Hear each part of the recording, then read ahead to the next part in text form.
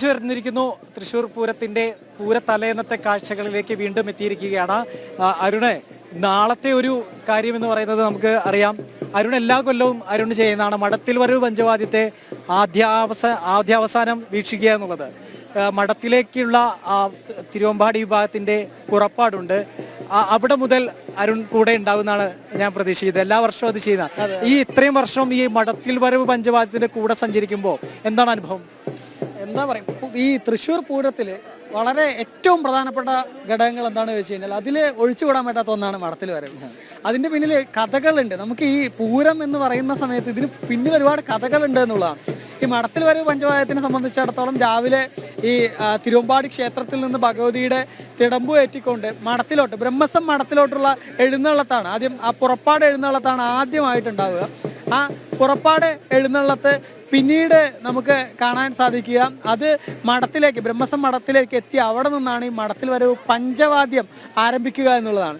ഏതായാലും ആ മഠത്തിൽ വരവ് പഞ്ചവാദ്യം ഉണ്ടായതിൻ്റെ അല്ലെങ്കിൽ ഈ ഒരു ബ്രഹ്മസം മഠത്തിലേക്കുള്ള പുറപ്പാടും അവിടെ നിന്നുള്ള എഴുന്നള്ളത്തും അതിൻ്റെ പിന്നിലുള്ള ചരിത്രം എന്നുള്ളത് ഈ തിരുവമ്പാടി വിഭാഗത്തിൻ്റെ കയ്യിൽ പണ്ട് സ്വർണ്ണ നെറ്റിപ്പട്ടോ മറ്റോ ഒന്നും ഉണ്ടായിരുന്നില്ല.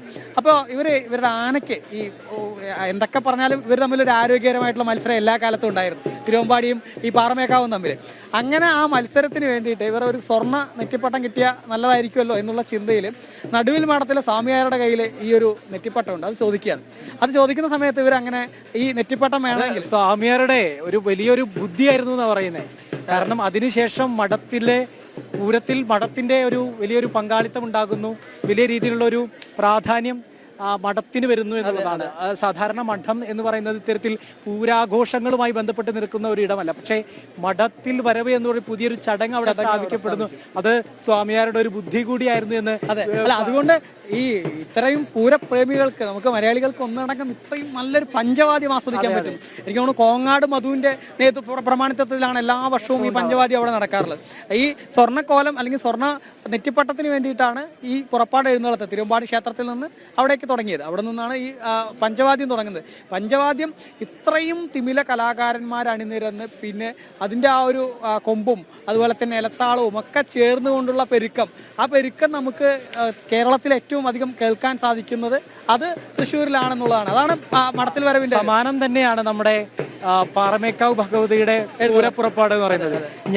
ഞാൻ കഴിഞ്ഞ ലൈവിൽ എന്തോ പറഞ്ഞിട്ടുണ്ടായിരുന്നു, ഈ എഴുന്നള്ളിപ്പുകളിൽ ഏറ്റവും സുന്ദരമായിട്ടുള്ള എഴുന്നള്ളിപ്പ് കാണുക പാറമേക്കാവ് ഭഗവതിയുടെ ആ ഒരു പൂരപ്പുറപ്പാടാണ്. സർവാഭരണ വിഭൂഷിതയായിട്ടുള്ള ചുവപ്പും പച്ചയും കുടകളുടെ അകമ്പടിയോടുകൂടി പൂരപ്പുറപ്പാട് നടത്തുന്ന പാറമേക്കാവ് ഭഗവതിയുടെ ഒരു കാഴ്ച എന്ന് പറയുന്നത് അതിമനോഹരം തന്നെയാണ്. ആ ചുവന്ന ഷെയ്ഡോട് കൂടിയിട്ടുള്ള ആ ഗോപുരനട കടന്ന് പാറമേക്കാവ് ഭഗവതി പുറത്തേക്ക് എഴുന്നള്ളുക എന്നുള്ളത് അത് എത്ര മനോഹരമായിട്ടുള്ള ഒരു കാഴ്ചയാണെന്ന് പറഞ്ഞറിയിക്കാൻ കഴിയില്ല.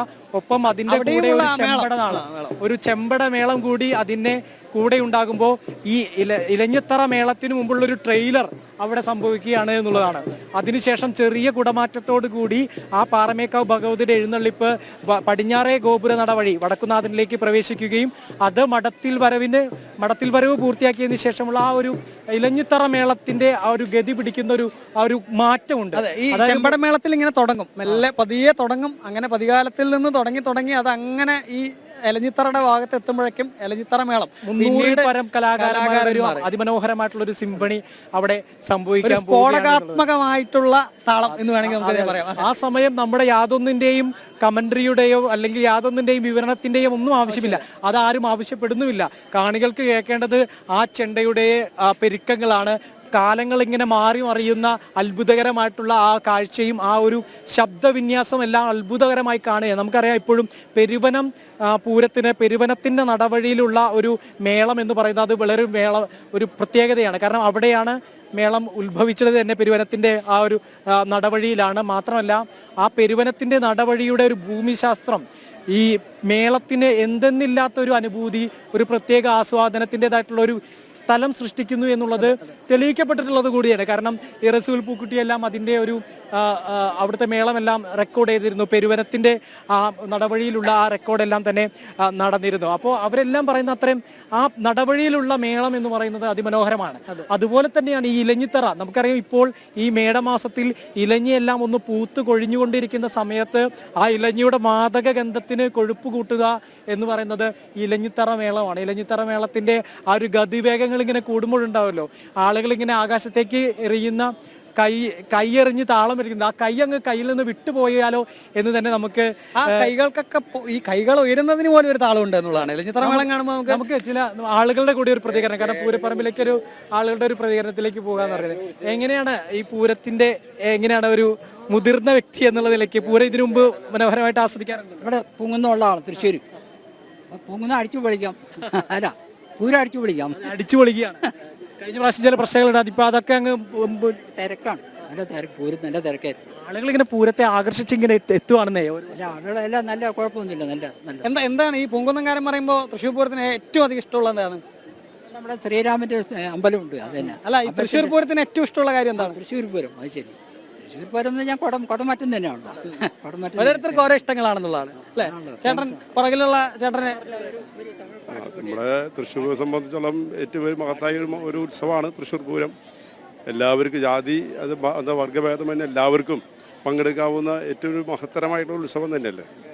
ഇവിടെ നമുക്കിപ്പോൾ തെക്കോട്ടിറക്കം, അതുപോലെ തന്നെ ഈ കുടമാറ്റം, അതിനുശേഷം ഉണ്ടാകുന്ന നമ്മുടെ വെടിക്കെട്ട്, ഇതൊക്കെ നമ്മൾ ഉപചാരം ചൊല്ലി പിരിയിൽ, ഇതൊക്കെ നമ്മളെ സംബന്ധിച്ചോളം, തൃശ്ശൂരുകാരെ സംബന്ധിച്ചോളം, അല്ലെങ്കിൽ നമ്മുടെ ഈ കേരളത്തിലെ മലയാളികളെ സംബന്ധിച്ചോളം ഏറ്റവും വിശേഷപ്പെട്ട ഉത്സവം തന്നെയാണ്, സംശയമില്ല.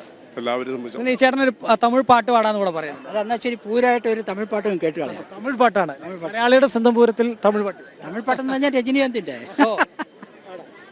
മണ്ണിൻ മീത് മനിതന് കാസൈ, மனிதன் மீது மண்ணு காசை, மண் தான் கடைசியில் ஜெயிக்கிறது, அதை மனதால் உணர மறக்கிறது. கையில் கொஞ்சம் காசு இருந்தால் நீ தான் அதற்கு எஜமானன், கழுத்து வரைக்கும் காசு இருந்தால் அதுதான் உனக்கு எஜமானன். வாழ்வின் அர்த்தம் புரிந்துவிடு, வாழ்க்கை வாரி கொடுத்து விடு. ஒருவன் ஒருவன் முதலாளி, உலகில் மற்றவன் தொழிலாளி. விதியில் நிற்பவனே வாழி, அது வென்று முடிப்பவன் ஆளிவாளி. பூமியை வெல்ல ஆயுதம் எதற்கு, பூ பறிக்க கோடரி எதற்கு, பொன்னோ பொருளோ பொற்களம் எதற்கு, ആസൈ തുറന്താൽ അഖിലം ഉനക്ക്. എല്ലാ കലകളുടെയും എന്തെല്ലാം കലാകാരന്മാരാണ് ഇവിടെ. നല്ലൊരു കൈയുടെ എടുക്കല്ലേ? അതെ, നമുക്ക് ഒരു ആളുകളുടെ ഒരു മോളെ പറയാ, പൂരം കണ്ടോ? ചമയ പ്രദർശനമൊക്കെ കണ്ടോ? എങ്ങനെ പറഞ്ഞോളൂ, എന്താണ് ഈ പൂരത്തെ കുറിച്ച് പറയാനുള്ളത്? നാളെ പൂരം കാണാൻ എത്തുന്നുണ്ടോ? നാളെ വരുന്നില്ല. പിന്നെ എന്തൊക്കെ കണ്ടു? പിന്നെ ചമയം കണ്ടു. ഞങ്ങള് പൂരത്തിന് സമയങ്ങളും പിന്നെ രാവിലെ വന്നു, പിന്നെ 2 ദിവസം മുന്നേ എക്സിബിഷൻ കണ്ടു.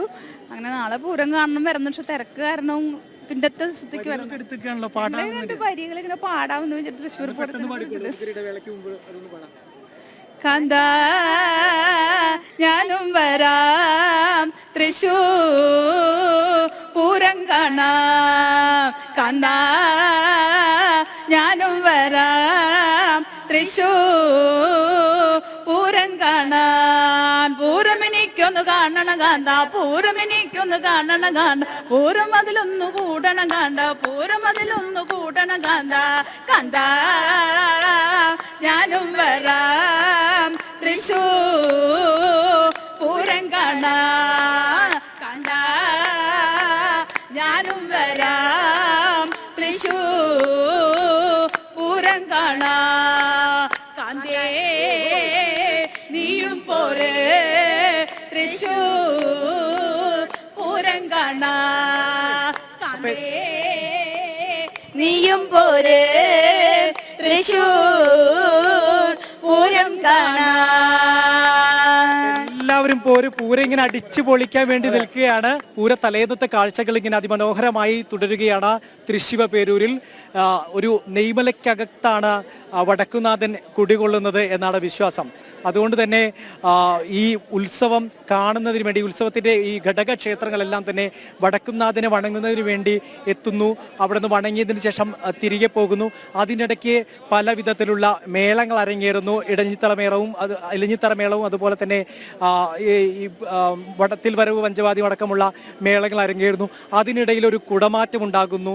ഏറ്റവും അവസാനം ഒരു കേളി അവസാനം എന്നുള്ള രീതിയിൽ അതിമനോഹരമായിട്ടുള്ള ഒരു വെടിക്കെട്ടുണ്ടാകുന്നു. ഇത്തരത്തിൽ അതിമനോഹരമായിട്ടുള്ള ചടങ്ങുകളുടെ ഒരു സമന്വയമാണ് തൃശ്ശൂർ പൂരം എന്ന് പറയുന്നത്. ആ തൃശ്ശൂർ പൂരത്തിൻ്റെ ചടങ്ങുകളെല്ലാം തന്നെ ആരംഭിച്ച് ഏതാണ്ട് ഇപ്പോൾ ഏറ്റവും അതിൻ്റെ ആദ്യഘട്ടം പൂർത്തിയായിരിക്കുന്നത്. അതായത് തലേദിവസത്തെ എല്ലാ ചടങ്ങുകളും ഏതാണ്ട് പൂർത്തിയായിരിക്കുകയാണ്. ഇന്നത്തെ അതിമനോഹരമായിട്ടുള്ള നാളത്തെ പൂരം എത്രത്തോളം അതിഗംഭീരമായിരിക്കും എന്നുള്ളതിൻ്റെ കൃത്യമായിട്ടുള്ള സൂചന നൽകിക്കൊണ്ടുള്ള ജനാരവം ഈ പൂരത്തിൻ്റെ വിളംബരത്തിന് എത്തിക്കഴിഞ്ഞു. നാളെ എന്താകും എന്നുള്ളത് കണ്ടു തന്നെ അറിയേണ്ടി വരും അരുൺ. കാരണം നാളെ ഇവിടെ എത്താൻ പോകുന്ന ജനക്കൂട്ടം എന്ന് പറയുന്നത് ചില്ലറ ജനക്കൂട്ടമൊന്നും ആയിരിക്കില്ല എന്നുള്ളത് തന്നെയാണ് ഇതോടകം തന്നെ മനസ്സിലാക്കാൻ സാധിക്കുന്നത്. നാളത്തെ എല്ലാ പൂർണ്ണമായിട്ടുള്ള ചടങ്ങുകളുടെ തത്സമയ സംപ്രേഷണവും ഏറ്റവും ദൃശ്യ മികവോടുകൂടി തന്നെ ജനം ടി വിയിൽ ഉണ്ടാകും എന്നുള്ള കാര്യത്തിൽ യാതൊരു വിധത്തിലുള്ള സംശയത്തിൻ്റെതായിട്ടുള്ള ഇടയില്ല. പൂർണ്ണ സജ്ജീകരണങ്ങളുമായി നമ്മൾ തയ്യാറാണ്.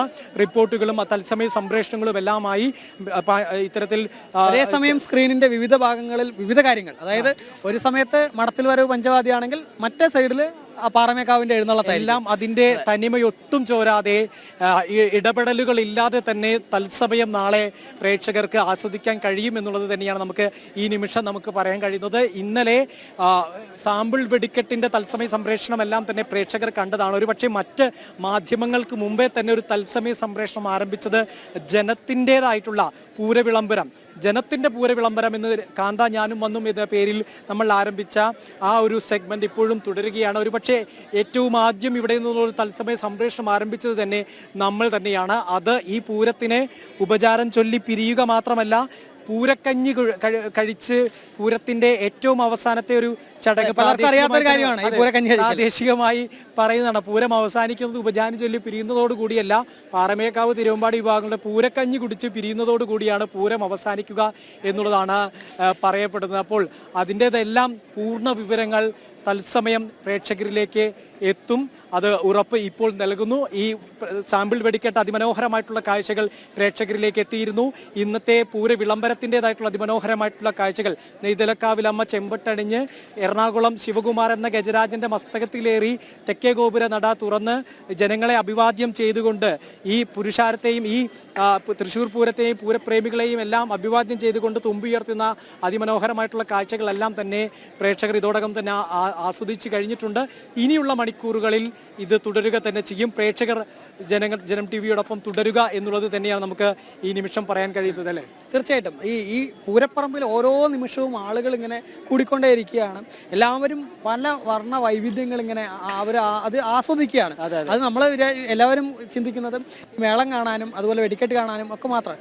തിരക്ക് കാണാൻ ആളുകൾ എത്തുന്നുണ്ട്. അതായത് ഈ തിരക്കിനിടയിൽ നമുക്ക് ഇത്രയും തിരക്ക് കാണാൻ വേറെ ഒരിടത്തും കഴിയില്ല എന്നുള്ളതാണ്. അതുകൊണ്ട് തന്നെ ഈ പൂഴി നുള്ളിയിട്ടാൽ താഴെ എത്തില്ല എന്ന് പറയുന്ന പ്രയോഗമൊക്കെ ഉണ്ട്. ആ പ്രയോഗമെല്ലാം യാഥാർത്ഥ്യമാകുന്ന ഒരിടമാണ് തൃശ്ശൂർ എന്നുള്ളതാണ്. ഏതായാലും നമുക്കിപ്പോൾ ഈ ഒരു തത്സമയ സംപ്രേഷണം താൽക്കാലികമായി നമുക്ക് നിർത്തേണ്ടിയിരിക്കുന്നു. നേരത്തെ നൽകിയ ഉറപ്പുകൾ വീണ്ടും ആവർത്തിക്കുന്നില്ല. പൂരത്തിൻ്റെ തത്സമയ സംപ്രേഷണവും മികവുറ്റ സംപ്രേഷണം എല്ലാം നാളെ അതിരാവിലെ മുതൽ പ്രേക്ഷകർക്ക് കാണാൻ സാധിക്കും. ജനം ടി വിയുമായി തുടരുക. നന്ദി, നമസ്തേ.